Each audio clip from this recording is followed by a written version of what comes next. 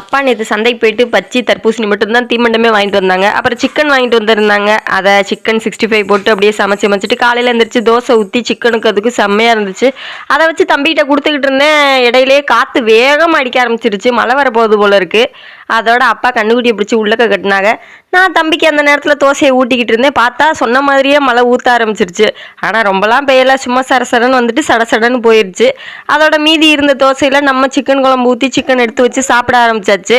அப்புறம் நேற்று அப்பா வாங்கிட்டு வந்த காய்கறியை இன்னும் எடுத்து வைக்கவே இல்லை. சரி இப்போவாது எடுத்து வைப்பேன்னு போய் காய்கறி கூடயே தான் பார்த்தேன். பரவாயில்ல, நம்மளுக்கு பிடிச்ச மாங்காயெல்லாம் வாங்கிட்டு வந்தாங்க. மாங்காய் சாப்பிட்டே எத்தனை காலம் ஆயிடுச்சு. இடையில ஒரு தடவை சாப்பிட்டேன்னு நினைக்கிறேன். அதுக்கப்புறம் சாப்பிடவே இல்லை. சரி தலையை சீவிட்டு அடுத்து தர்பூசணி வேற ஃப்ரிட்ஜுக்குள்ளே வச்சது அப்படியே இருந்துச்சா. தம்பி வேற தூங்கிட்டேன். சரி நம்ம கொஞ்சம் எடுத்து சாப்பிடுவோம் அப்படின்னு சொல்லிட்டு தலையை தான் சீவ ஆரம்பித்தேன். சீவனோடனே தம்பியும் முழிச்சிட்டேன். அதோட தர்பூசணி எடுத்து வச்சு 2 பேரும் கட் பண்ணி சாப்பிட்டுக்கிட்டு இருந்தோம். அவ்வளோதான். வீடியோ பிடிச்சிருந்தா லைக் பண்ணிக்கோங்க. பாய். நெக்ஸ்ட் வீடியோவில் பார்க்கலாம்.